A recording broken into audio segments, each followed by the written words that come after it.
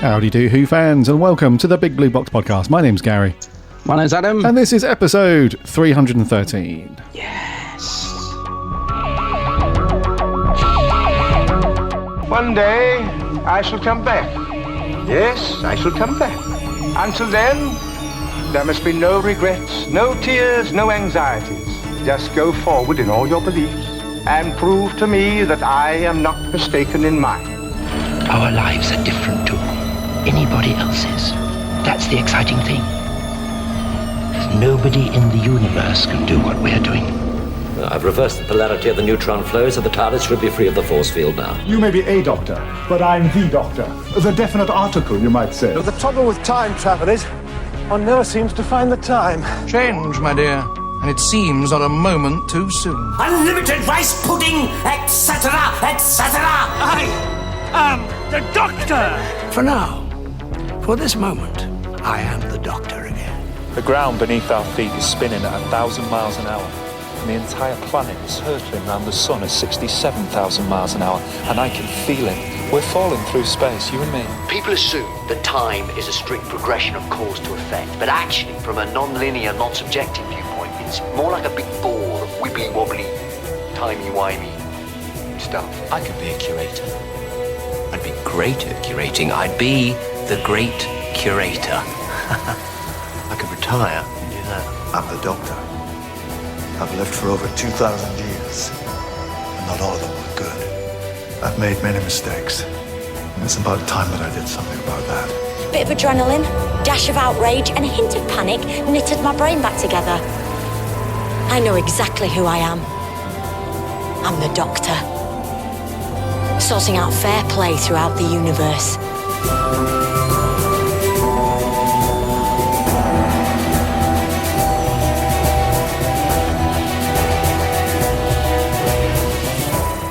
Hey, Doctor Who fans. Welcome back to another week, another episode. This is 313. Hope you're keeping well and safe and healthy and all that stuff. And we've gone back to the old slow news, dude. We've gone back to tumbleweed. You didn't say the slogan. I'm coming up to that, don't worry. Oh, are you building up to it? Oh, God, I thought you'd forgotten. Yeah. Phew. I thought he's had a couple of weeks off. It's all gone to pot. It's been another slow week, hasn't it? Another slow week, yeah. Yeah, because we thought last week, we've got some news to talk about. We've got all that. It might be a bit of a trend, but no. We're back to the desolate Sahara of news that is Doctor Who. Yes. However, we are back for another week, so that means that you guys can't complain about no news or anything, because you have had something Doctor Who related to get into. Yeah. I feel like we need to provide that as a service now. As in, like, normally it's a case of, I hope you're doing well and that you've managed to do something Doctor Who related. But if you're listening to this podcast, then of course you have. That's very true. That is the essence of it, yeah. I thought you were going to say we need to get that slogan on a T-shirt. And I was thinking, yeah, that's a good idea. Let's get some merch out there. Let's get a little suitcase, go and stand outside a shopping centre and start selling some T-shirts. Get some money coming in. Yeah, start peddling some extra merch. Yeah. We did have a sale on our shop for the first time in a while. Oh, you should have let me know, because I need a new T-shirt. I can't fit into the old one. Yeah, well, we don't really push the merch side of things too much. We did when the shop first launched ages ago now, a couple of years ago. But yeah, somebody bought a T-shirt last week, so thank you, whoever you are.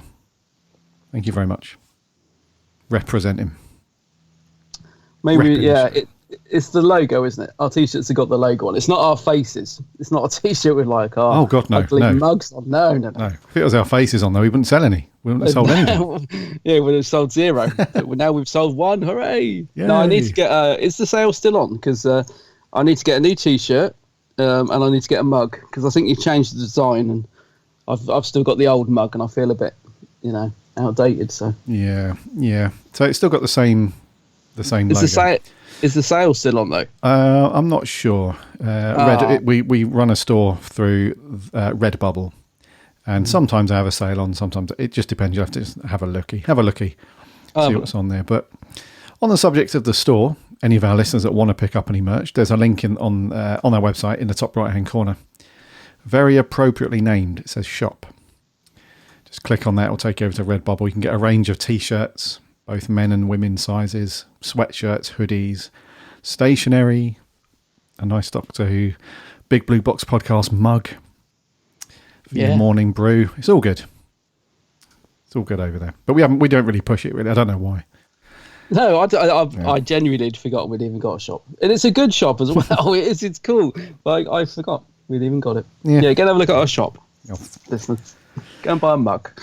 So the last week, dude, as well as news being fairly quiet, I think you and I have had a fairly quiet week as well. I know I've only watched one other thing of Doctor Who aside from the Sarah Jane Adventures. What was it? It was the 11th Hour again. Dun, dun, dun, dun, dun, dun, yes. Dun. Yeah, just because after watching this, they do a very short, it's only a 15-minute special feature at the end of Sarah Jane Adventures, and Matt Smith is in that. Oh, right, okay. Yeah. And I was just once I'd watched, that happens a lot with Doctors when you see them in other things, other programmes, or in a special feature or something like that. It does get you in the mood sometimes. So, yeah, I thought, what Matt Smith should I watch? Couldn't decide. So I just went to the beginning again, which I don't mind at all. I'm not hating that, because it's a cracking episode, as we've said. It is a good one, so, yeah. Yeah. So I watched a bit of Matt Smith too. That was nice. I don't really tire of that episode as well. It's one that I can reach for semi sort of regularly and watch that. It's pretty good. No, it is a good one. Yeah, I've watched that. I've watched it a few times, and the Matt Smith era, I think, especially series 5, is quite enjoyable on a rewatch. I think. Maybe not so much series 6 or 7, but series 5 is one I tend to reach for if I'm in the mood for a Matt Smith. Yeah. The only other thing I've done, dude, is I'm kind of prepping my office here for some new furniture. So I'm getting a new bookcase soon. It's one of those big IKEA things, the square panels of Kallax, big thing there. So I'm basically going through all of my stuff, and I've managed to trim down my Who collection quite a bit, actually. There was just a ton of books that that were duplicates that we got sent from the BBC, or there were books that I've read and you're not really too keen on, or whatever. There's loads of Big Finish CDs I'm going to take to the charity shop, and just loads of stuff. So I've managed to trim it down, dude. It's looking neat and tidy. I've got it down to sort of 2 or 3 shelves on the current bookcase. But regardless of that, it's just nice, just to go through your Who stuff now and then and give it a dust off and have a look. So yeah, that was cool. But other than that, mate, I've not really done anything else. What about you? Nothing? No, I've had a really, since I got back from traveling the world, I've just been mega busy. I really haven't had time to do anything. I'm really in the mood for a bit of black and white Who, actually. I'm thinking of sticking on a Troughton or something later, but because I've been thinking that for the last couple of days, I just haven't found the time. No, I haven't really done anything Who related. The new Doctor Who magazine Chronicles, these special bookazine things they do. Yeah. Bookazine. I'd never heard of that word, bookazine, until about a month ago. The latest one of those dropped for Letterboxd today, 1975, cracking year. So I had a bit of a flick through that last night, and it's brilliant. It's a really good special. It basically looks at Tom Baker's first year as the Doctor, and they go into quite good detail about all the stories. So they go from Robot all the way through to the Android invasion. And I've only sort of really flicked through it, but that's really nice. But apart from that, that's really the only sort of Who related thing I've done in the last week, really. Yeah, just been busy. Busy, or a case of just don't want to do it. There are some weeks where, especially so our review story for next week is quite a heavy one. It's 6 parts. So after watching 6 parts of Doctor Who sometimes, which you can spread over a day or two, sometimes you're just not in the mood for watching or reading any more Doctor Who.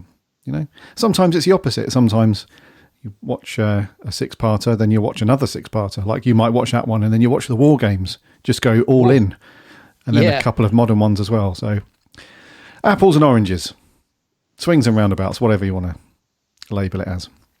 I'll tell you one thing I've only just remembered this morning, though, which is a bit annoying. There was something I wanted to watch. After I finished watching this week's Sarah Jane that we're reviewing, I wanted to try and find that clip on that YouTube video that Russell T Davies put together. He did like a 30-minute mini episode. I think it was called Farewell, Sarah Jane, was Yeah. it? Which was a really lovely tribute to Liz Sladen and kind of wrapped up the whole Sarah Jane thing. They got all the actors back to speak, to camera in character, and Luke talking, from uni and stuff. It was a really lovely send-off. And after watching the final last night, I thought, right, I must watch that now just to sort of wrap everything up. And I must have got sidetracked because I completely forgot about it until this morning. But I might try and find that later on. I'm assuming it's still on YouTube somewhere. Farewell, Sarah Jane, I think it's called, isn't it? It is. Yeah, it's on there. Yep. I'll do a little search. Yeah, it must be on there somewhere. But that was beautiful, wasn't it? Do you remember that? Remember when that was released? It's just it was lovely. Yeah, it absolutely was gorgeous little 13-minute thing. Yeah. Yeah, we'll come on to it in our review. But they did a similar thing at the end of the Series 5 disc. There's just one special feature on there. Oh, is there? Yeah, it's called. I'll have to watch that as well. I didn't notice. Yeah, it's called Goodbye Bannerman Road. Farewell, Sarah Jane, I think, is the title of it. And that one's the opposite, really. We'll come to it in a review, but yeah, I thought that one was going to be emotional and stuff, but it's the opposite. That's more of a sort of celebration of her time as Sarah Jane and stuff like that. But the one that you're talking about that they did for, what did they do that for? They did was it an anniversary? An anniversary of something, wasn't it? Yeah. And that just had everybody in floods of tears, that one. Yeah, because that everybody back in, like Katie Manning was on it, and obviously, Daniel Anthony and Anjali Mahindra. They got all the cast back and everything. Did it also include Sophie Aldred, or am I imagining that? I seem to remember she was in it. Anyway, yeah, it was beautiful. Beautiful little special mini, what they call it, mini webcast or whatever they call it, yeah. Whatever they call it these days. Webisode, yeah, something like that. I kept thinking to myself, the character that's in this week's episode, played by Peter Bowles, he's like, I hate computers. The terrible thing, I thought that's me, that character's based on me. Hates technology. Yeah, I think it was read by, Jacob Dudman? Yes, that's the right. Story, that's the one, yeah. Maximum emotion. It was. I was obliterated by the end of that. I remember just being absolutely in floods of tears, in a good way. Yeah. We should crack on, dude. So before we get on to our review, though, remember to like, subscribe, follow, whatever, to our show. Listen for free on whatever podcast app you get your podcasts on. There are links on the website, which is bigblueboxpodcast.co.uk, or just do a search for us. You'll find us there. We're on all of the popular podcast players and apps and networks and so on. So give us a follow. We'd love to have you as a follower. That way you won't miss a show when it lands every single Friday. We're on the socials too, Instagram, Twitter and Facebook. Again, links are on the website. And give us a like and a follow over there. We chat Doctor Who throughout the week, and we have a free Discord server as well. The link, again, is on the website. Come and sign up to that. We have a really cool community of Doctor Who fans over there that chat and talk about all sorts of things, merch, Big Finish, rumours and stuff about the new series and all that stuff, Classic Who, soundtracks, the whole shebang. It's all very good. And while you're on the website, remember to read the awesome articles and reviews from our writing team. We had a couple of belters recently. We had Maria's rundown of the BFI screening of Dragonfire, which is really cool. Yeah. And we had Jordan's review of Big Finish's recent The Third Doctor Adventures Series 7. And then we've got a couple of cool ones coming up, which will probably be out by the time you listen to this show. Jordan's doing The Robots Volume 4 review from Big Finish, and Maria's got another rundown. She seems to be our roving reporter these days. She's out doing that stuff. She's got a review of the Time Fracture immersive theatre experience. So that's coming out very soon as well. And just very lastly, we have one of a few new members of our writing team announced. So Mr. Matt Steele is joining the writing team. So taking time off from being a superhero. A superhero, yeah. So you'll see some articles and stuff and reviews. So look out for Matt's reviews and articles coming up. It's going to be a good one. And we've got a couple of other people joining as well, but that's, over the next few weeks and stuff. So we'll announce that. Those people joining as well. But the team's growing slowly, which is very cool. So enjoy, look out for some more Doctor Who content, which is never a bad thing. Also, remember to check out my co-host channel over on YouTube. It is, of course, The Geek's Handbag. Yes, and there's a new vid up. Go and have a look at my new vid. I'm taking a look at the new Ice Warriors vinyl set, which is beautiful. So go and check that vid out. And all the other millions of ones I've worked on over the years, they're all on there. Yes, of course. Yeah, and Adam's on the same under the same name on the socials as well. The Geeks Handbag. Go and seek him out and give him a like and a follow and stuff. So, as I said, we all chat, Doctor Who and post various tidbits and stuff. And Adam's always posting really cool merch and stuff that he's got. A lot of vinyl stuff recently, and some statues and stuff. It's very, very cool. So, yes, come and do all of that. Righty. Review time, dude. We might as well crack on. What we got? Yes. Yeah, so it's the last story in the Sarah Jane series, and it's called The Man Who Never Was.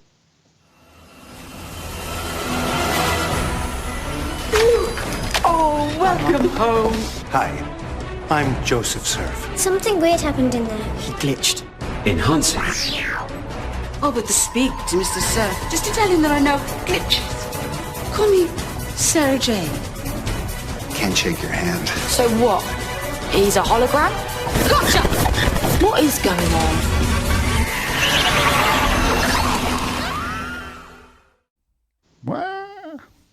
Ready, Gary? Always. Rightio, the final then. The final ever Sarah Jane adventure story. It was first broadcast back on the 17th of October 2011. That was part one, and then the second part went out the following day on the 18th. It was written by Gareth Roberts, directed by Joss Agnew, and stars the Attic crew that we've seen since the beginning of Series 5, which is very short, admittedly, with the addition of Skye and Tommy Knight's back, Luke's back for this one. Yeah. And the synopsis is, the official synopsis is Joseph Surf has launched his new surfboard, the must-have computer that no one can resist owning. Everyone wants the brand new device, and why not? What could be so dangerous about a computer? So that's the official synopsis, but it's a bit weak, really. So the story essentially is there's a character in this called Harrison, played by James Dreyfus, and he essentially has bought slaves from another planet. He's paid millions of pounds for the scullions from the planet Skulltoss. There is little slaves, and at first, on face value, you think like, okay, this computer is something sinister. There's something dangerous within the computer. They want to get this device out to everybody, but it's a bit of a ruse, really. What they really want to do is he's created this digital human, if you like, to do the promotion and everything, like this perfect, salesman, sort of CEO kind of pitch for this thing. And ultimately, he just wants to hypnotize and brainwash everybody into buying these computers, even though they're complete crap. He just wants to get everybody buying one. So globally, if everybody buys one, that's billions and billions of pounds and stuff. So he just wants to be rich. Basically, he's a bit of a no good. He's a bad egg. Basically. So this one we have a bit of a team up thing sort of going on. So Luke and Skye team up and they go off and do stuff. Clyde and Rani, they team up and do their thing. And Sarah Jane's off doing her thing as always. And it culminates with Harrison being beamed up across up to the rescue ship that turns up from Skulltoss. So I'd like to think, and probably a lot of viewers like to think, that he would end up being a slave wherever he ends up with those guys. And that's it. They kind of save the day, and the whole thing sort of wraps up. I think they sort of retrofitted in this this ending, this like a little montage of cool scenes for Sarah Jane, and they used the voiceover that she did from way back in Series 1, I think. Yeah. Some of that stuff, and then that's it. That's the end of it. So, to wrap it all up, dude, what are your initial thoughts? So, I mean, I knew, because obviously we know this wasn't supposed to be, the Series 5 final. I think there were, quite big plans for the other 3 episodes, which sadly never got made because, as we all know, Elizabeth Sladen very sadly passed away. I tried not to go into this with too high expectations because, knowing that it was never really supposed to be a final, I was just going into it as a regular episode, but also in the back of my mind aware that, it was the last one that we're going to watch. It's there will be no more. I have to say, I can't lie, I was a bit disappointed in it. It's not bad by any means. It's still, high quality, beautifully shot. The cast, I have to say, are all giving great performances. To me, it's an example of a script that's quite thin. You know, the actual story on it is quite thin, but the cast really make the most of it and bring that script up massively. All of them, actually. I mean, especially Liz Sladen, but they all really bring this quite feeble storyline to a higher level, if you like. So it was an enjoyable watch, still good. Performance is excellent. But just as a story, just if I take away the sort of nostalgia, emotional side of it being the last Sarah Jane story, I can't lie, I didn't think it was that great. It's probably one of my least favourite from the series. But then having said that, because the others are so strong, to me, this one just falls a bit by the wayside because it's nowhere near as strong as some of the stories we've had over the 5 series. And also it's gone back to that sort of it's the actual idea, these creatures controlling this hologram. It's I don't know, we've seen a lot better ideas in Sarah Jane over the 5 series, and I think that's the sort of thing I'd expect in series 1 when they're sort of finding their feet and it's still a bit childish, and it's not, we've said particularly this series and maybe the latter half of series 4, the progression in Sarah Jane, it's definitely sort of taken on a slightly more adult tone, dealing with slightly more adult themes like homelessness and stuff. This one's just a very kiddie story, and I enjoyed it, but it I couldn't help but feel a little bit disappointed. And I have to say, even when it was sort of wrapping up towards the end, I knew they were going to do something like a little montage, because obviously they would have had to have tagged that on just to sort of wrap up the Sarah Jane adventures. But even that I felt was a bit disappointing. So they use a lovely monologue from Liz Sladen talking about having a family. Love that. Which I think they sort of cobbled together. It is from series 1, but I think it's like an alternative take, so it's not exactly the same. But the clips they use, I was thinking like all the amazing things that have happened in the Sarah Jane adventures over these 5 series, and the clips just seem really random. It's like the odd shot of a UFO flying into the sky. There were a couple, the end shot of Liz Sladen is beautiful, but I don't know, even that felt a little bit rushed. I was, I don't know, I was just a little bit disappointed when it finished, I have to say, but still good, still of a good standard of television, and still an enjoyable watch. So don't get me wrong, I still enjoyed it.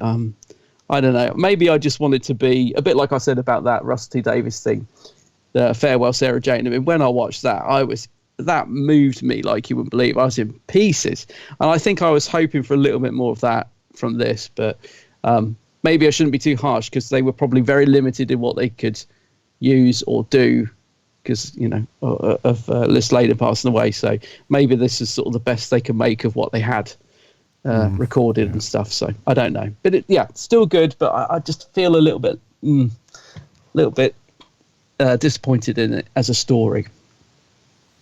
Yeah, I'll read you, mate. I'll read you. It's difficult because it's kind of that unexpected end, isn't it? This is absolutely not how they planned to finish up. And I've no idea if they planned on doing a Series 6 after Series 5 even. I'm not sure, but because the ratings were quite low at this point. Oh, were they? Yeah.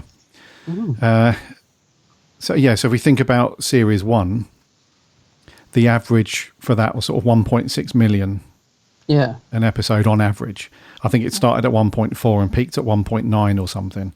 So on average, it's like, 1.6-ish. And then Series 2, the average is 1.1, I would say. And then with Series 3, the average is under that then. So it's like 0.8. We had a big spike with the wedding of Sarah Jane Smith, the David Tennant episode, obviously. Right, that shot way back up. But then Series 4, we're down into like 0.7, 0.8. And then Series 5, it's down again. So I'm not sure. Maybe from BBC/CBBC perspective, they were probably thinking of pulling the plug anyway, I would have thought. But then again, I'm not sure what other programs on CBBC were pulling in either, so I'm not 100% sure on that. But so obviously all of Series 5 was definitely planned and stuff. So it's difficult to know how they were going to plan and what they were going to do for that final episode in Series 5. Had they made the decision that Series 5 was always going to be the final series, then we probably would have got a really nice send-off, not just for Sarah Jane, but the other characters and cast members as well. So it's kind of difficult to... It's almost like a double-edged sword, isn't it? Because you want to have... you still want to put out a decent, solid story. You want to have a good, enjoyable Sarah Jane story. But at the same time, the producers and everybody making the show's like, well, how do we... We've already done it. We've already done all the stuff for it. So how do we make it a nice send-off at the same time? So really, the only thing you can do, you can't go back and change any... Obviously, you can't go back and reshoot anything. You can't refilm anything. The only thing they probably could have done is maybe shot a scene with the other characters reminiscing about... They could have done like a fast forward in time sort of thing, and they're reminiscing about their time with Sarah Jane and stuff like that. But, that's a little bit kind of... I don't know, that would seem probably just too on the nose, so really the only thing I can do is put that nice little montage at the end and the really nice closing, the story goes on forever sort of thing. Yeah, which was nice, don't get me wrong. It's a nice little wrap up at the end, yeah. Yeah. So yeah, dude, it's a difficult one. And like you, I'm kind of disappointed in the story because it definitely feels like one of those mid-series... Yes. I'm not going to say filler too much, but it does feel like one of those mid-series kind of average-y... Well, not average, it's still good, you know what I mean? I don't think we've ever had a Sarah Jane story that we said, that was rubbish. So it's not a rubbish story. It just feels like that. It feels like maybe episode 4 would have been a really good story. Like it would have picked up like it tends to do. Because if I'm looking at this nice chart on Wikipedia for all the ratings for Sarah Jane, and it always has the same trend. The first 2 episodes, so the first 4 parts, are kind of average, and then it spikes up for some reason in the mid-series.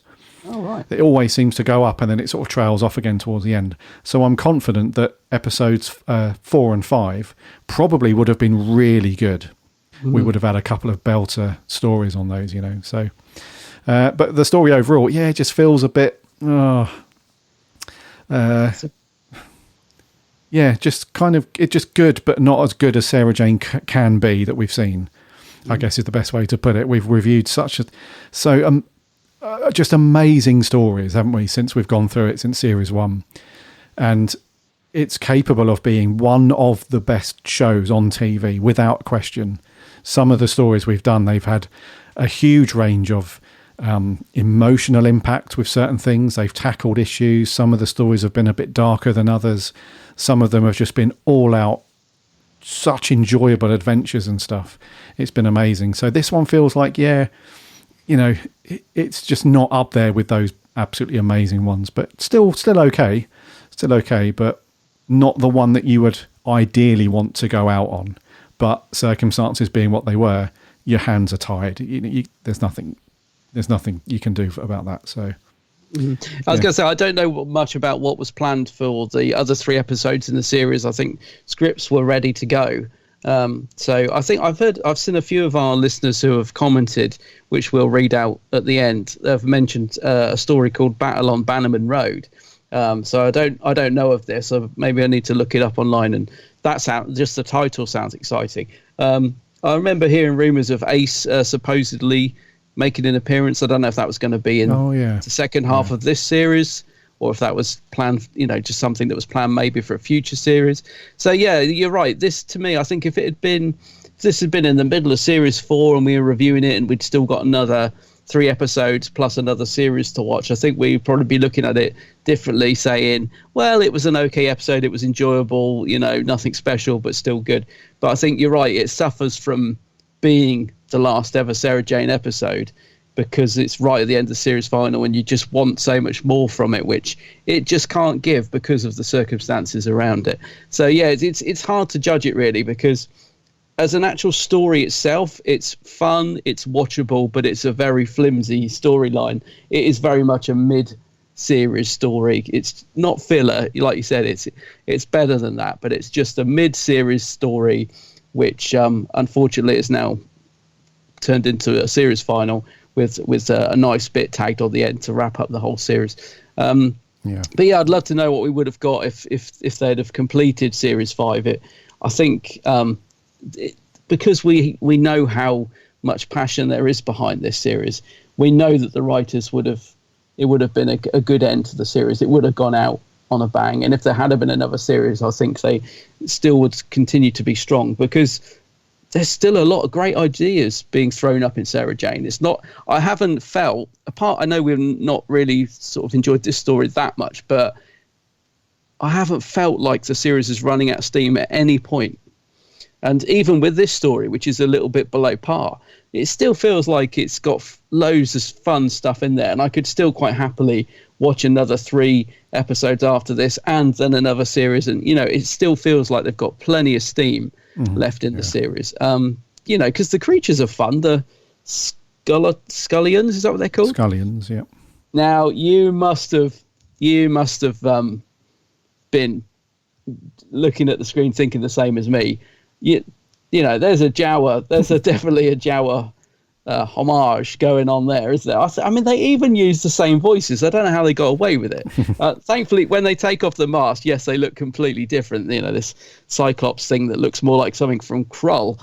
But yeah, there's definitely a Jawa Star Wars thing going on when we first get to meet those guys, isn't there? Yeah, definitely. That's what I said early on. It's essentially, they're just Jawas, really. Mm-hmm. The little brown hooded cloaks that they wear is pretty much the same colour, and they're short people. It's the same thing. The voices, and like you said, they did all that, aren't they? Yeah. Yeah. The only thing we were missing was the old, Houdini. Houdini, yeah. That classics. I mean, they would have really got in trouble for that, but you can see though but Doctor Who does that. Not just Sarah Jane. Doctor Who does that as well with certain things. There was, the episode with. I think it was the one of the Matt Smith episodes. I think it was a Christmas special where, a couple of the robots in it, everybody jumped on Twitter afterwards and they look exactly like, the robot from some other science fiction thing. And yeah. So, yeah, I mean, Doctor Who does that a lot. It borrows, quote unquote, takes inspiration from other things. But yeah, they were Jawas, man, for sure.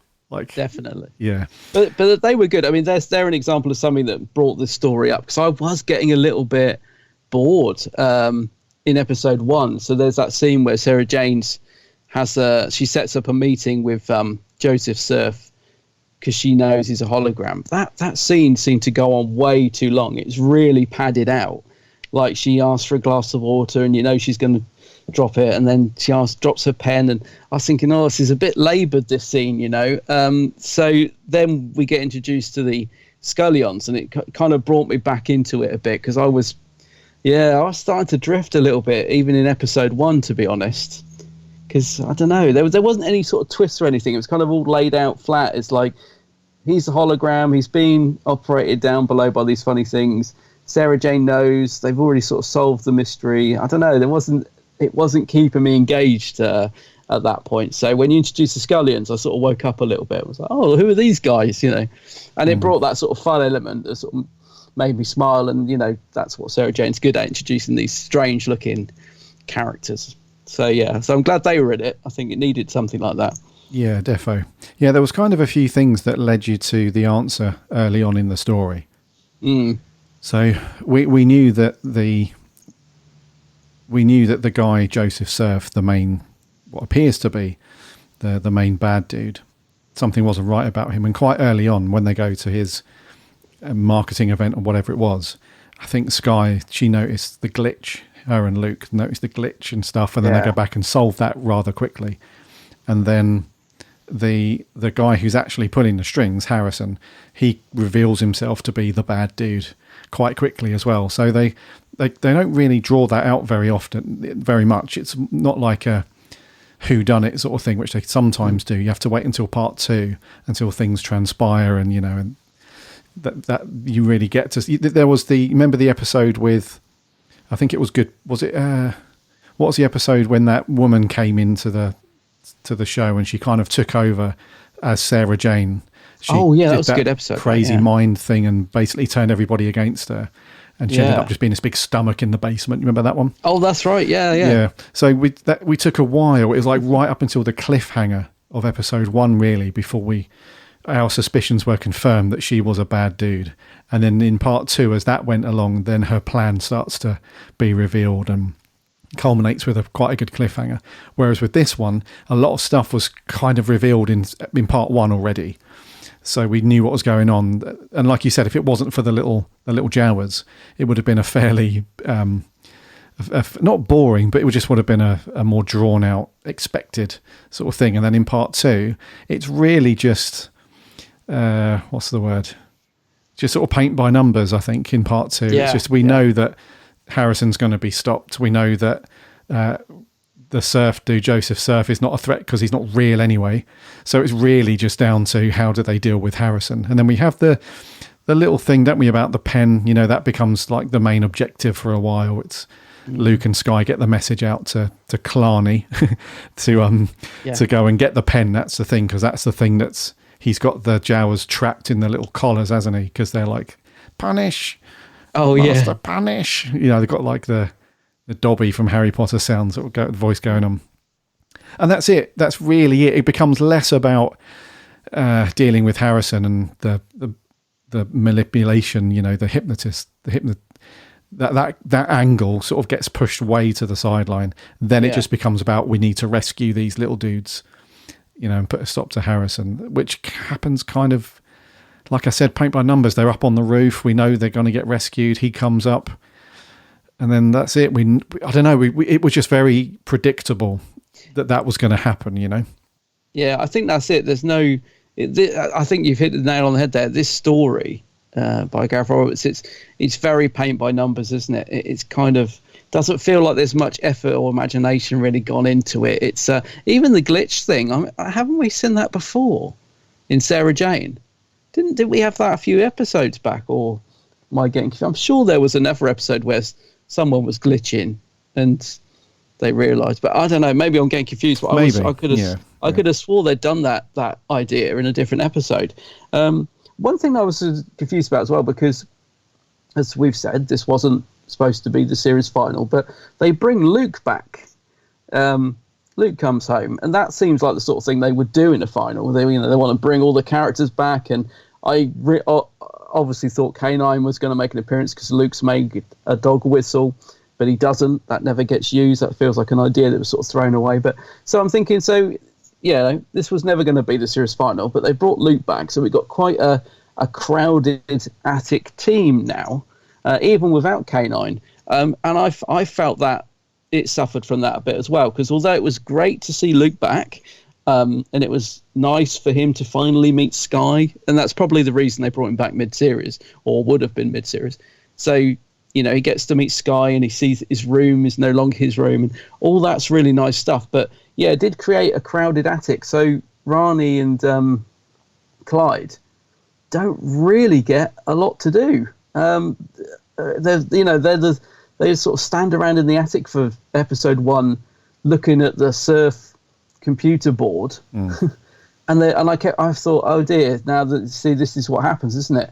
You've got nothing for these characters to do.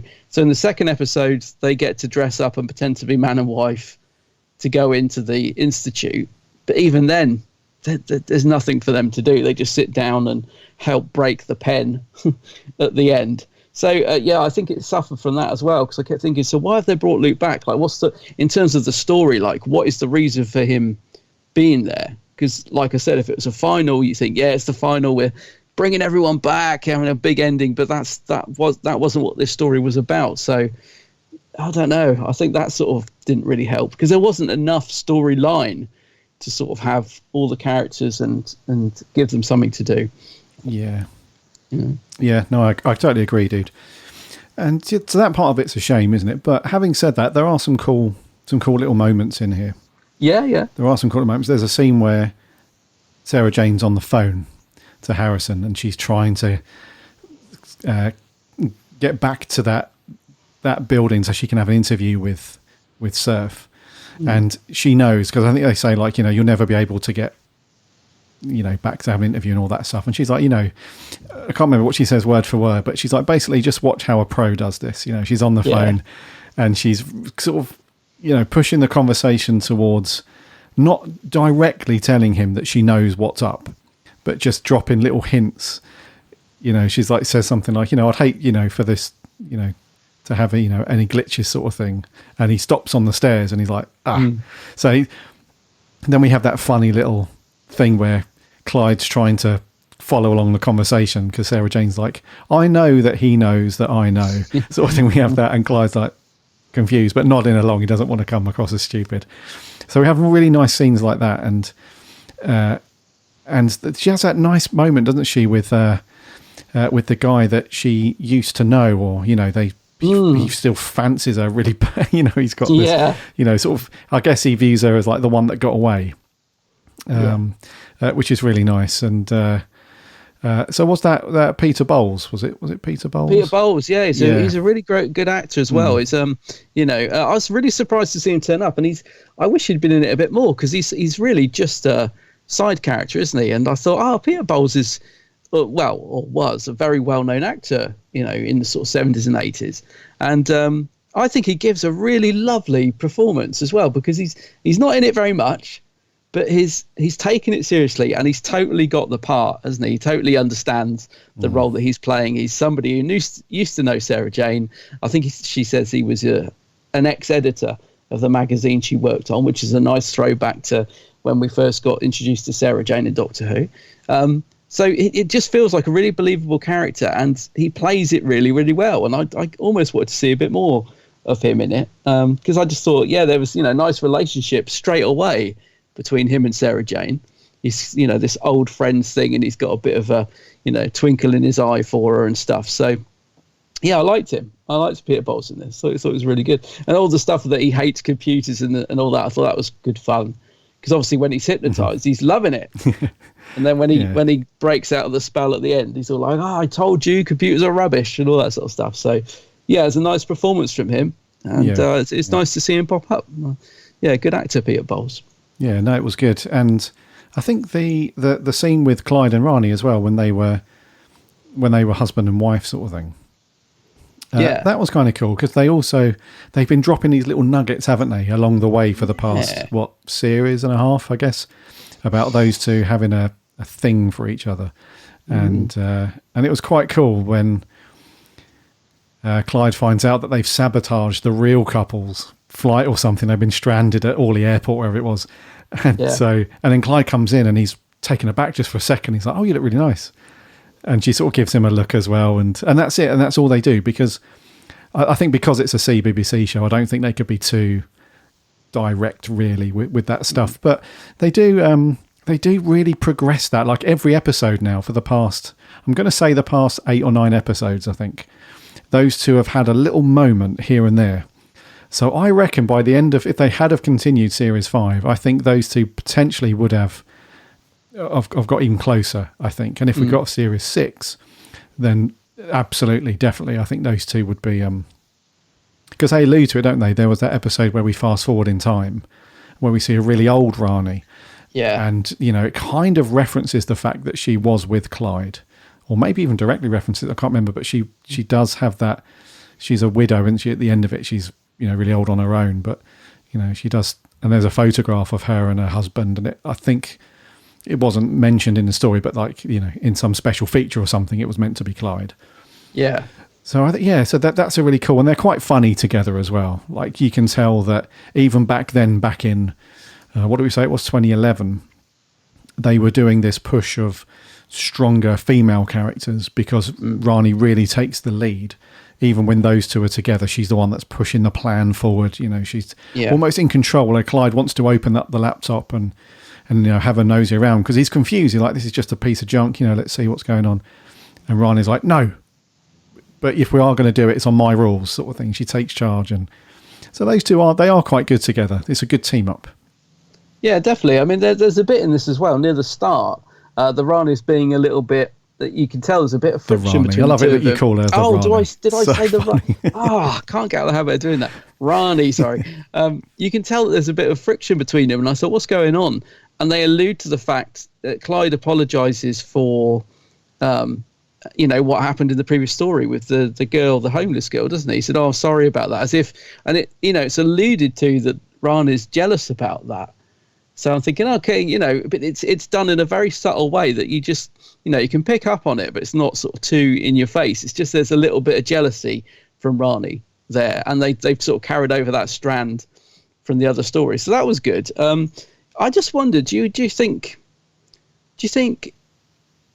if they'd have gone on to do a series 6, do you think Clyde and Rani might have left and been like a Luke character that sort of came back every couple of episodes or once a series? Or because I'm sort of thinking that, by series 6 they might have wanted to sort of freshen the series up a bit, and maybe it was, they've been in it a while now, and a bit like we've introduced Skye, the new character, so she's replaced who was the girl that they had before, the other young girl, Maria. Yeah. So I'm thinking, do you think there would have come a time if they'd have carried on the series, maybe series 6, 7, where Clyde and Rani had sort of got to a certain age and it was just natural that they should leave the series and maybe just make the odd appearance? Could you see that happening?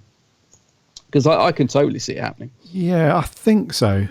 I'm kind of in two minds about that. I think one path that they would have potentially gone down is one of them leaving, which I think would probably be Rani, if I'm being honest. I think she would likely have gone off, and she's a reporter of her own. So she's not really following in the footsteps of Sarah Jane anymore. I'm not saying she'd necessarily go off and do the stuff that Sarah Jane does. She'd probably get mixed up in the odd bit and report back, and she'd have to come back and help those guys like Luke does and has done in this episode. So I think probably one of them, I think Clyde would have stuck around, to be honest with you. I don't think he would have gone off and landed a big high-flying job. So I think Rani would have done that, though. She probably would have left and maybe gone, I don't know, London somewhere, I don't know, done her own thing, but come back every now and then. Or the other way that they would have done it is probably Luke would have come back as a regular, and he would have probably led stuff more rather than Sarah Jane, if that makes sense. So I think those two together, like a little family thing, because they do build on that quite a lot in this episode, and they kind of tease the others a little bit as well, don't they? They say, "Oh, this is a family outing again," sort of thing. So yeah. So I think Bannerman Road would have become more of a Sarah Jane, Luke, and Skye sort of thing, but then Clyde and Rani would have just popped back in more. So I think Clyde would have been around more. I can't see them introducing any more characters, because it's, even with the three of them, if they just decided to stick with those, so that's enough, really. Yeah, because I'm just thinking, Clyde and Rani, they're getting older. They're growing up on screen. They can't play school kids forever. Like Daniel Amflin is 33 now. So they would have at some point had to acknowledge that that they've got to leave school, or maybe Clyde could have gone on to sort of be an art student or something, because they do mention his art a lot. I mean, he does that really cool picture of Skye, doesn't he? At the end, it's cool. See, this is the lovely thing about Sarah Jane. Even when you get a story like this, which it's okay, it's good, but it's nothing special, you still get these lovely moments that just bring the story up. And scenes like that where Clyde's done the picture for Skye is a nice sort of moment, and you get that scene between Luke and Skye where they sort of finally, bond, because I think the relationship's written as quite a lot of friction when Skye and Luke first meet, which seemed a bit odd. Because I was sort of thinking Skye seems to be really off with Luke from the get-go. And I don't know why. I can only put it down to the fact that maybe because she's not human, so she doesn't quite understand emotions and how to deal with the situation, and maybe she sees Luke as a bit of a threat because he was there first, and so maybe that's what they're alluding to. But I was thinking, why is Skye being such a little brat at the start? But it does, of course, lead up to the scene when they finally sort of bond and say, "Oh, we're kind of brother and sister," and that was quite nice. So yeah, no, I think you're right there. I think she saw him as a bit of a threat because she came on the scene when he wasn't around. Yeah, that's right. She's stolen his room, and yeah, so she's used to having Sarah Jane to herself. Yeah, and she's the non-human one. She's probably considers herself a bit different, but in a good way. She's the special one, I guess. She's had all of this to herself, and then Luke turning up, she's like, "Oh, I don't like this." It's I'm the one that's, Sarah Jane. It's just me and Sarah. I'm not talking about when Clyde and Rani are there. I'm talking about just normal home life and stuff. So yeah, she probably does feel a bit threatened, and it takes a little while for her to settle in and realise that actually it's really cool having an older brother. Yeah. So I think maybe that's just how well the show's written, though, because there's probably a lot of brothers and sisters, or especially older brothers and sisters, who look back on their childhood with siblings and stuff that can absolutely relate to that stuff. It's almost like when you have an older brother or sister that goes off to university and you're at home with mum or dad or mum, whatever, and you almost like having that bit of space, the older brother's not picking on you and there's no fighting and everything's cool. And then when they come back, it's like, oh God, you're back again. But then after a while, you kind of settle back into it. And so that's the beauty of the show. We said that lots of times, haven't we, about how well the show's written, how, even though it's about aliens and sci-fi and, space stuff, it's really relatable on a lot of levels. Yeah, definitely. I mean, what are you thinking of Skye as a character? Because this is obviously only the third episode, still quite a new character, and I've sort of liked her up to this point. I didn't really, I don't know, she started to annoy me a bit in this story. Maybe not her fault. I don't like it when kids are acting. I felt she was acting a bit bratty in this, but that's the way she was written. And like you said, Zed, it's kind of, there are reasons for it. It's just to sort of have that emotional connection with Luke in the middle of the story. So I think that's why they did it. But I don't know, I was finding her a little bit like with Maria and the other girl that was in the series that left. They were sort of they were just that little bit older than Skye, and I think the acting obviously was just a little bit better from those two.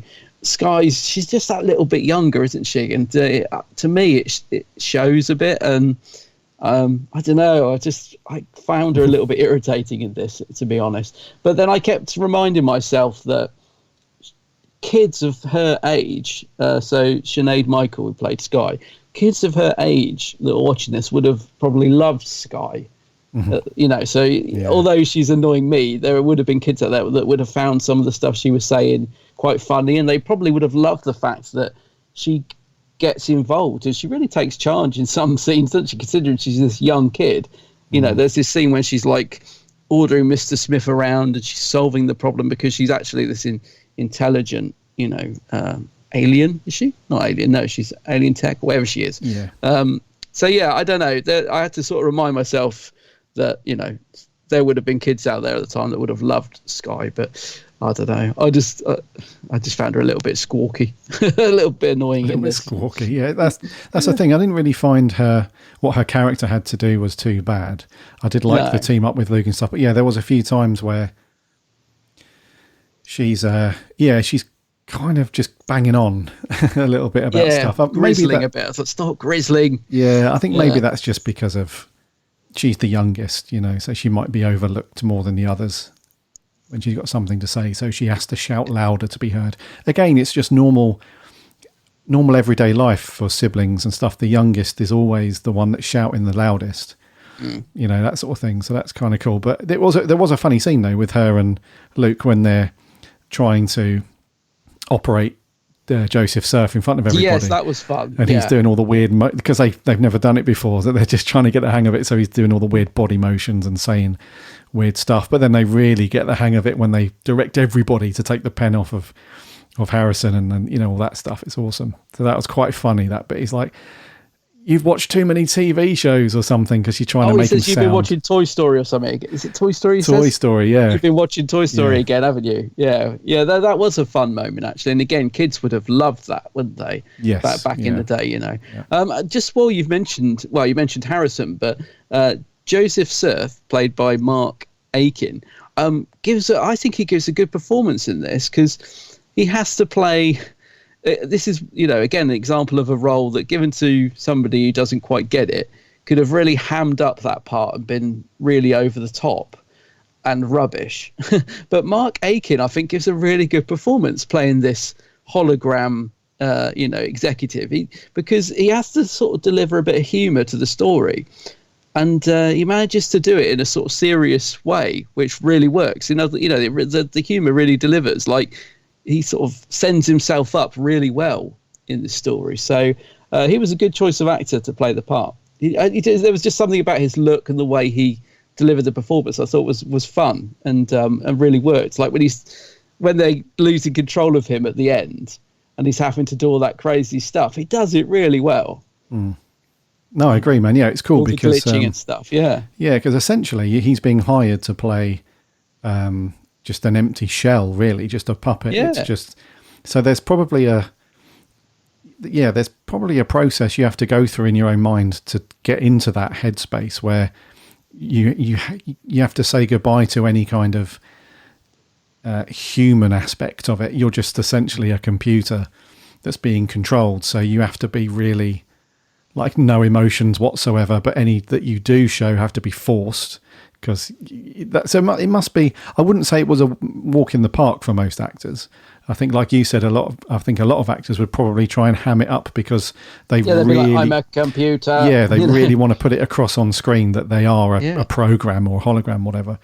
Yeah, so I think it needed that kind of subtlety, though, that almost underplayed thing to get it across. So yeah, he plays that pretty well. Yeah, he was good casting, definitely. Yeah. What about James Dreyfus as Harrison? James Dreyfus, yeah, I only know James Dreyfus as Constable Goody from The Thin Blue Line. I know we did.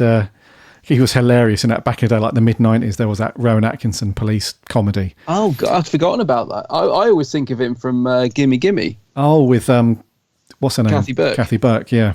That was pretty funny. That was, but but me growing up, watching the comedies that my mum watched and stuff. He as Constable Goody, he was camp as anything, but just so funny. And but in this one, he's all right. I like the fact that he was obviously directed to be like, kids, we need to get it across that he's a real bad dude, and we want the kids to be shouting at the screen like, no, like, stop him. He needs to be hated. And I think he does that really well because he's just ruthless with the slavery thing, the having harsh. Right. So because they do go a slightly level darker with it. So most of the story, it's just kind of physical punishment, where he's got this pen that's controlling the electrocution collars with various degrees of intensity, which is quite dark in itself. And he does do that a few times, doesn't he? Sort of gives them the punishment and stuff. But there was one scene where they can't drink normal water, can they? They have to have like citrus style fluids and stuff.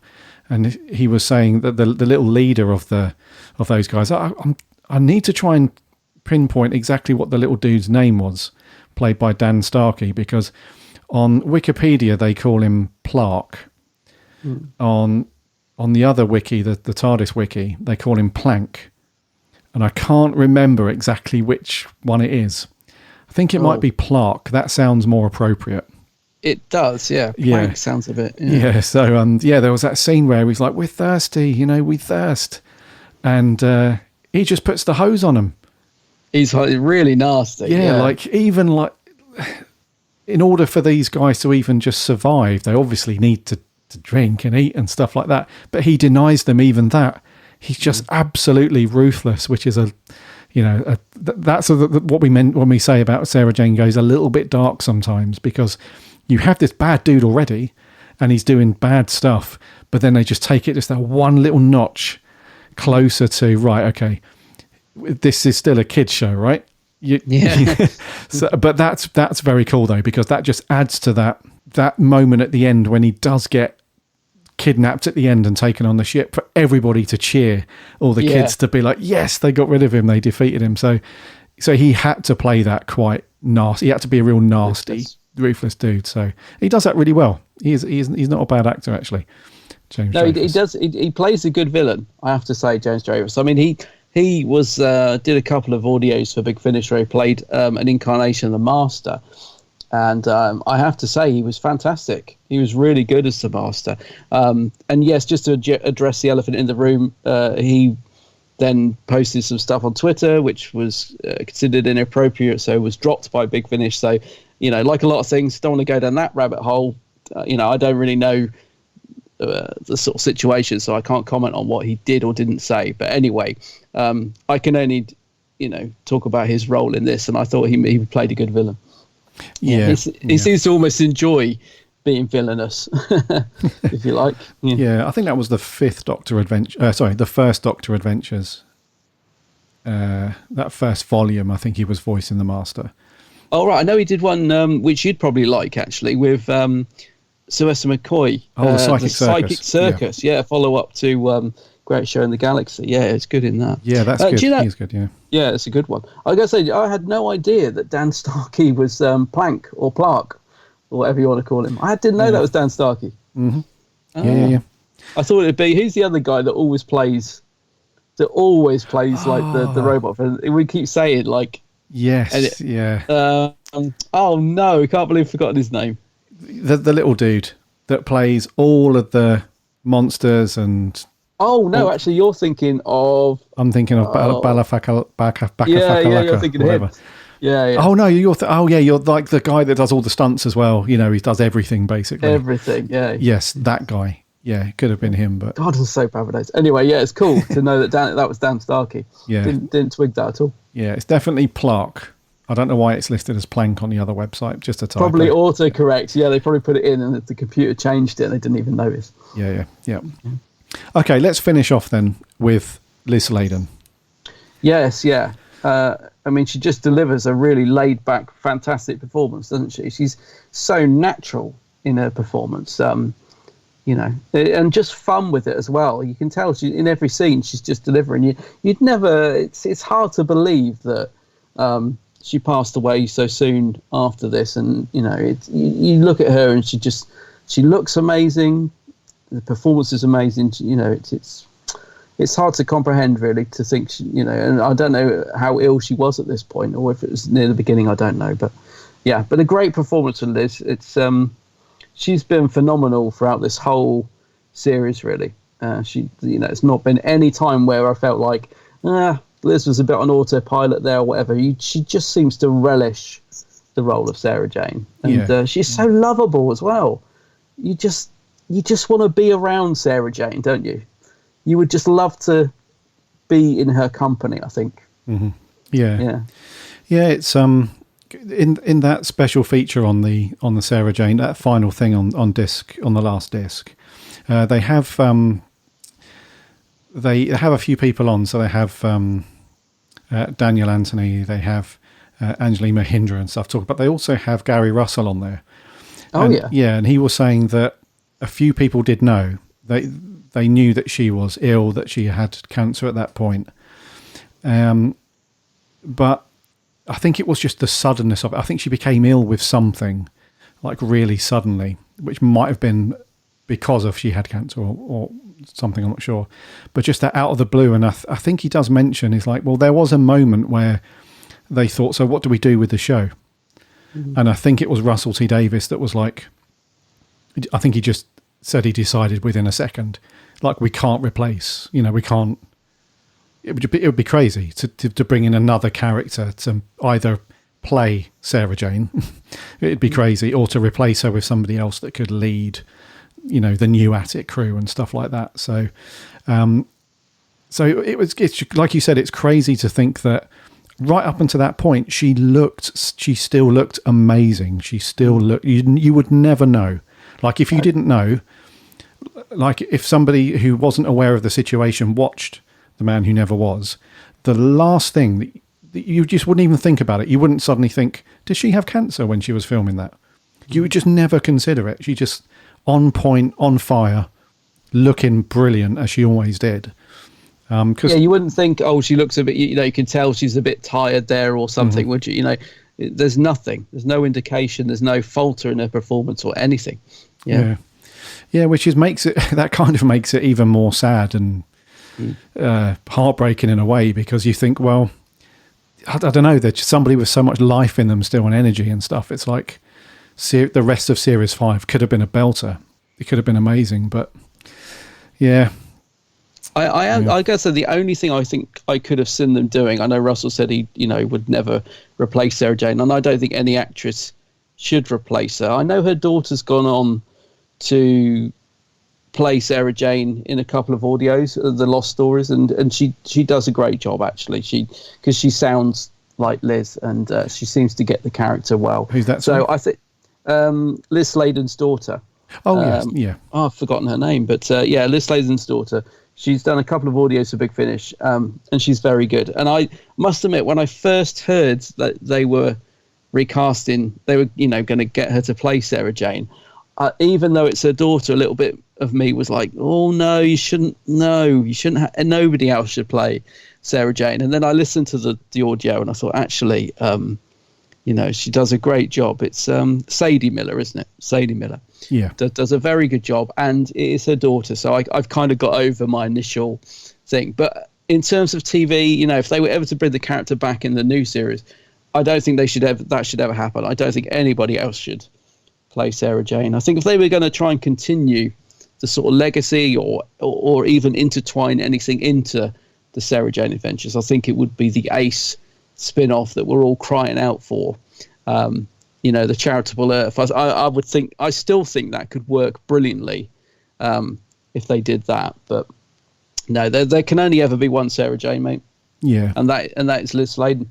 Yeah, exactly, mate. Yeah, and a lot of people were saying similar things as well in that special feature. Like Matt Smith was saying that it's absolutely incredible that she spanned across a couple of generations where women and girls loved her in classic Who and stuff, and then to come back years later and have a really successful, because it was a successful show, let's not beat around the bush.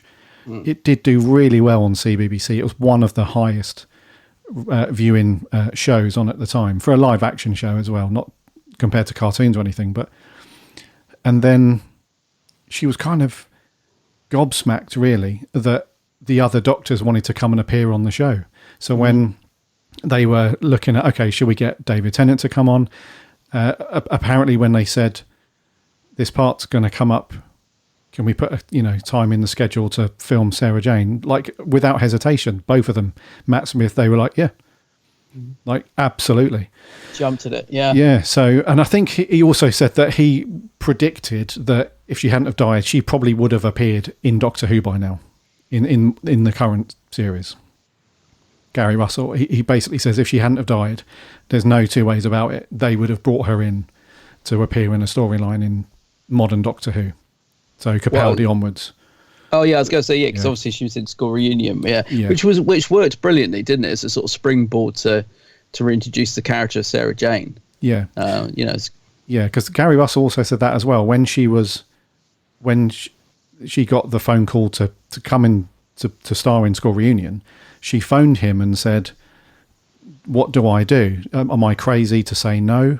Am I crazy to think?" And he was like, "What are you doing? Like, everybody loves you. Like, you've got to come and do it." And she's like, "Well, I wanted to say," my knee-jerk reaction was to say yes, but I told him that I'd think about it and she said, "But I really want to do it, but am I crazy? Am I too old? Is the character out of touch, sort of thing?" And he was like, "Just do it. It'll be amazing."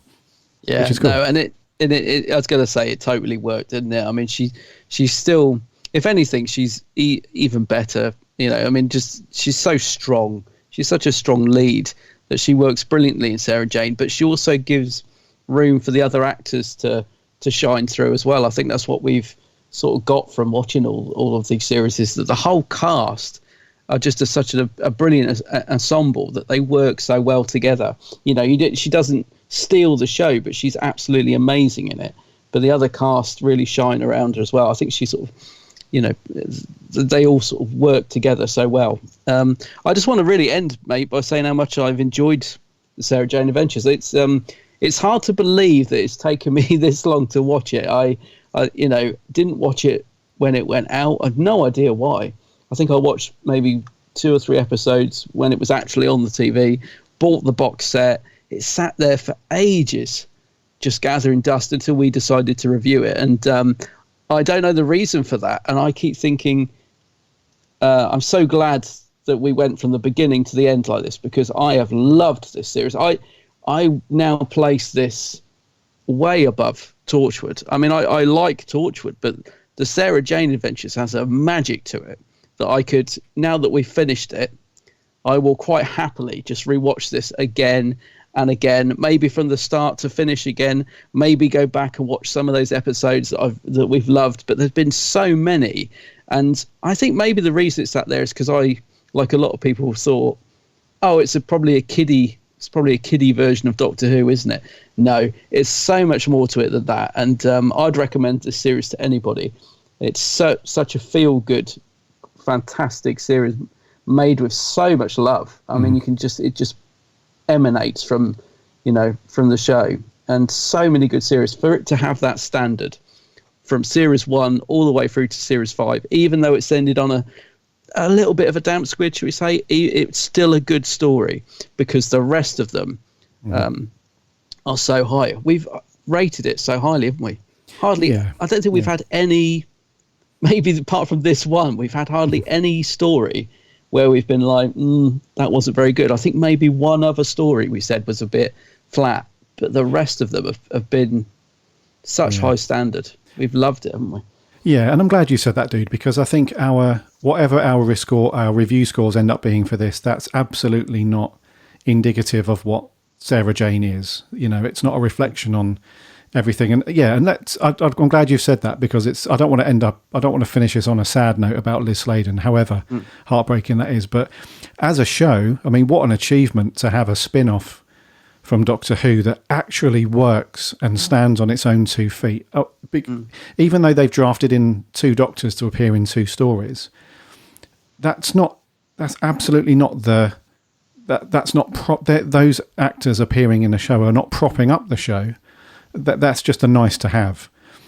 They're like everything else. And like you said, if any of our listeners that have not watched Sarah Jane before and you thought, oh, I don't know, it appeared on CBBC, it must be for, little kids, it's like Adam said, it's absolutely not that. It's loads more. It's got loads of layers, and it's relatable, and it does have that, to me, it does have that Russell T Davies era magic about it. It's got definitely. It feels like Eccleston's first series, David Tennant's first couple of series. It's got that kind of high point feel to it. A load of the people that worked on Doctor Who also worked on Sarah Jane as well. A lot of the crew, a lot of the writers, Russell obviously, and a lot of those people. So it has that same amount of love poured into it. And anyone that's not watched it yet, defo, absolutely. You can pick up I think Amazon Prime Day is going to finish by the time this goes out, but the box set for Sarah Jane is on a Prime Day deal at the minute. It's reasonably cheap.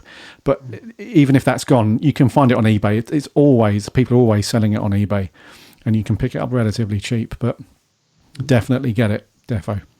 I'd if anybody likes Doctor Who, I'd recommend it. And it has a really good progression. That's the other thing I would say about this series.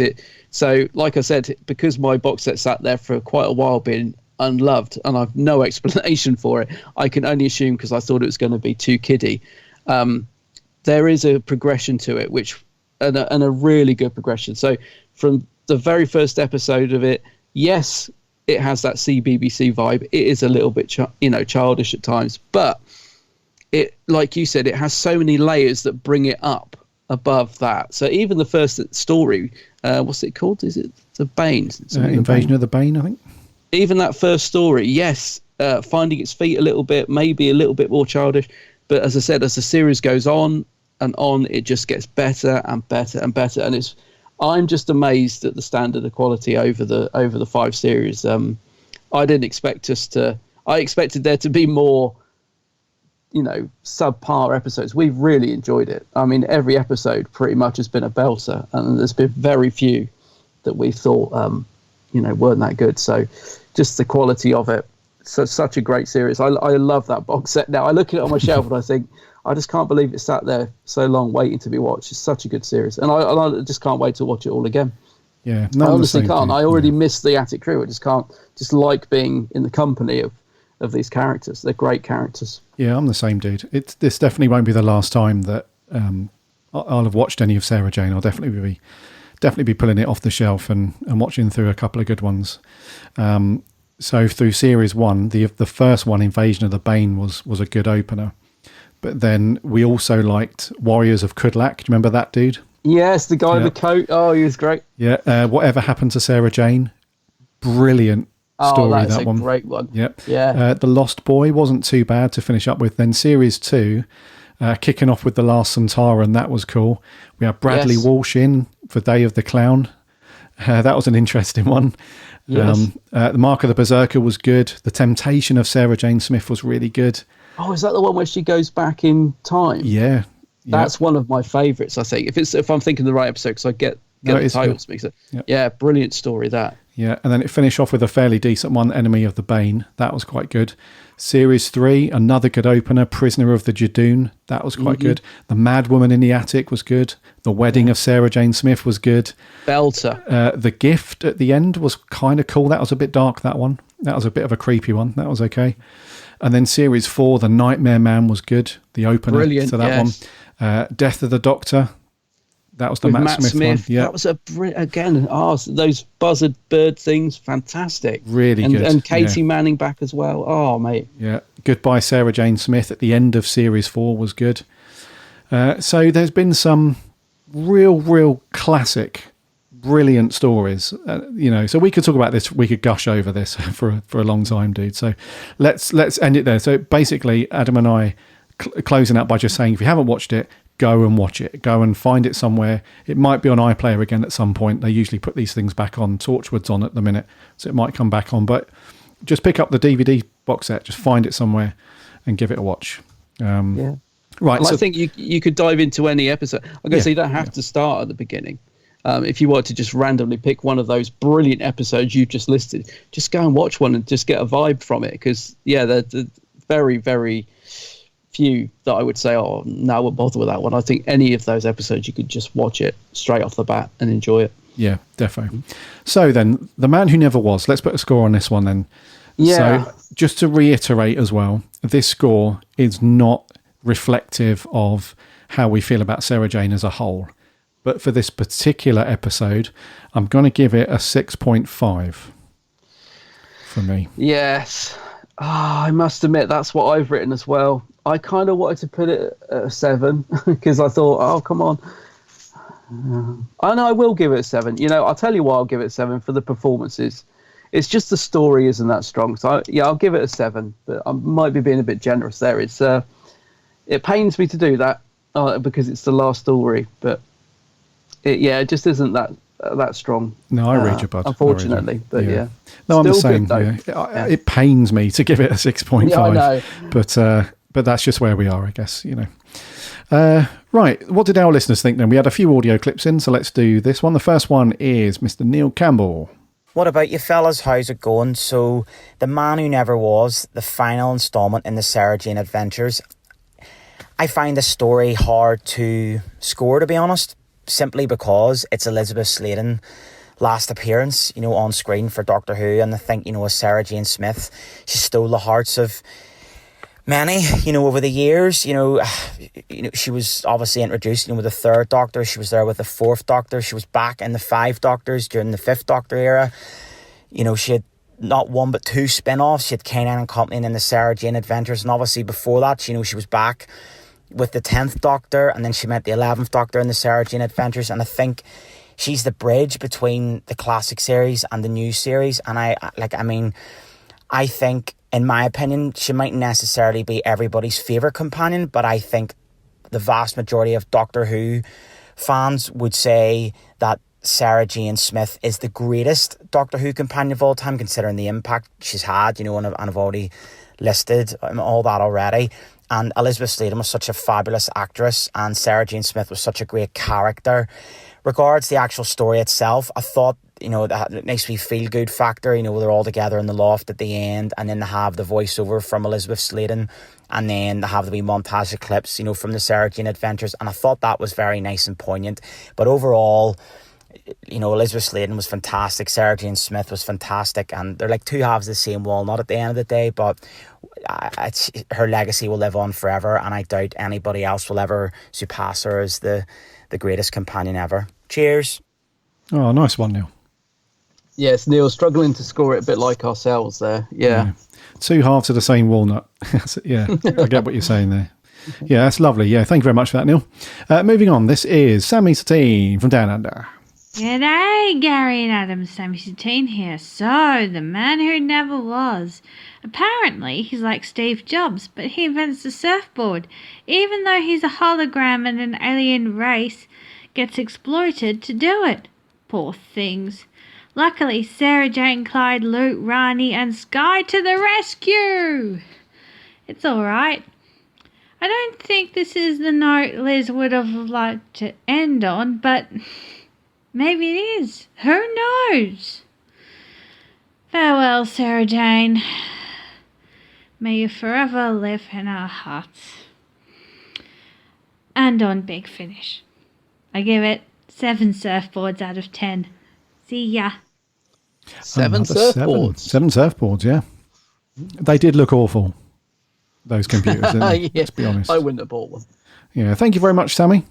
Yeah, it's a 7's a decent score, though, so glad you enjoyed that one. It's all good. And lastly, this is TARDISNet 66.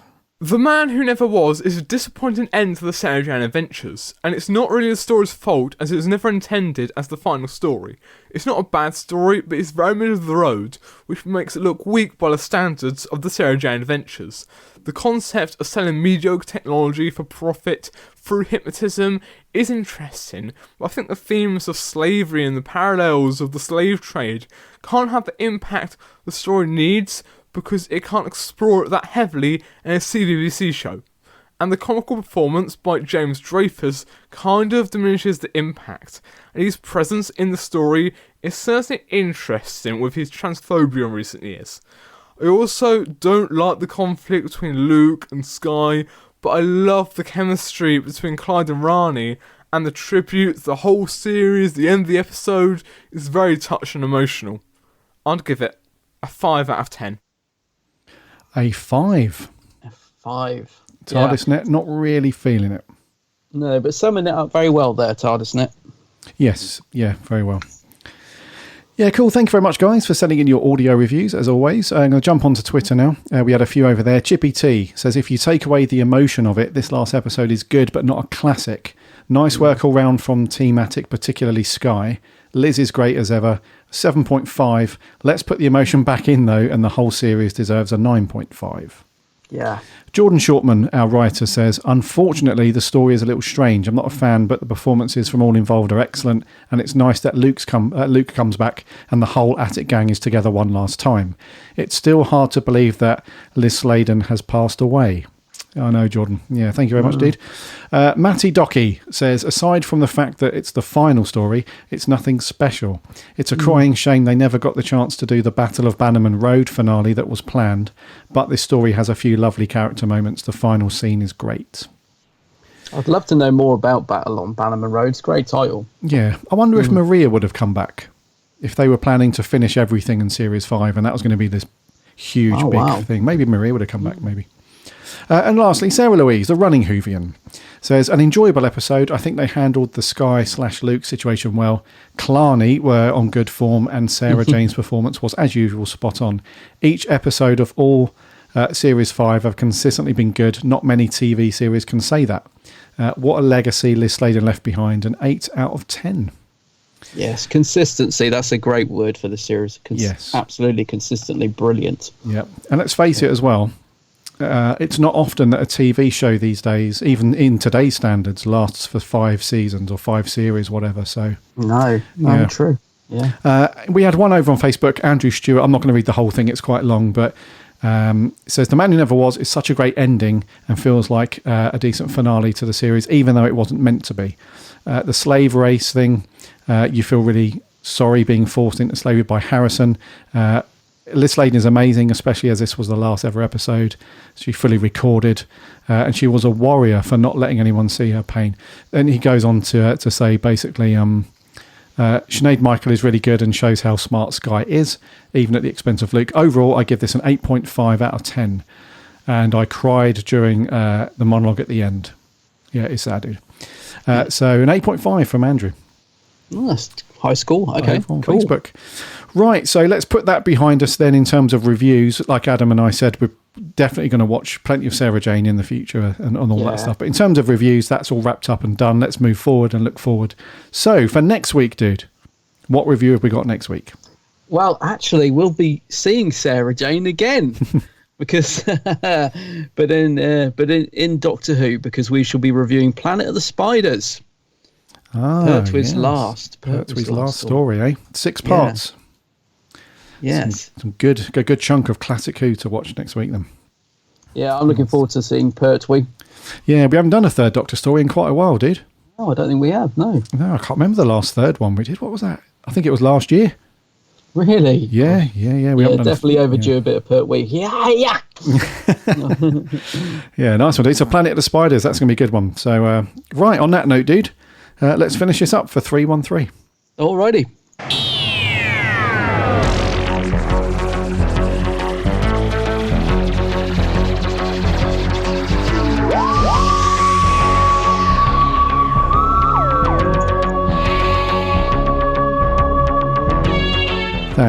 Thank you so much for coming back for another week and listening to the Big Blue Box podcast. That has been episode 313. It's been great to have you here as always. Thank you to our audio reviewers for sending in your clips as always, and to the guys that have commented and left their reviews over on Twitter and Facebook. Very much appreciated as always. As Adam said, next week we're rolling back to our schedule, so sounds weird to say, but our schedule's changed now, so it's going to be classic Doctor Who next week with Planet of the Spiders, then it's going to be Torchwood, then modern Doctor Who, then Torchwood, then classic. So classic, Torchwood, modern Torchwood, and round we go. So get your DVDs watched, or jump onto BritBox and fire that up for Planet of the Spiders. We'll be asking for your thoughts and reviews as always. In the meantime, head over to the website, bigblueboxpodcast.co.uk. You can listen to all of our episodes on there. Plus, there are links to go off to the socials, which are on Instagram, Twitter and Facebook. Come and give us a like and a follow over there. We chat Doctor Who and all other stuff throughout the week, which is good. Remember to follow and subscribe to our show on whatever podcast app you listen to your podcasts on. That way you won't miss a show when it lands every Friday. And if you're on one of those apps or services where you can leave a review, if you've got a minute to do that, that would be so awesome because that helps us out loads. And thank you to the people that have left reviews thus far. So things like Apple Podcasts, Stitcher, Podchaser, all that sort of thing, you can give us a rating or review. So thank you very much for that. We have a free Discord server as well. Link on the website. Come and register for that. Hang out and talk to other Doctor Who fans about all things Doctor Who, which is all good. And as always, we never miss him out. Never ever. It is Adam's channel over on YouTube. It's the Geek's Handbag, of course. Yes, go and have a look at my YouTube channel. Lots of Doctor Who vids on there. And also on all the socials, Facebook, Twitter and Insta. Under the same name as well. The Geek's Handbag. So get a cup of tea or a cold drink, depending on the weather. Make yourself comfy. Find a comfy spot and watch Adam's stuff on YouTube. So many good geeky videos over there, so get stuck in. Until next week then for 314. My name's Gary. My name's Adam. And remember,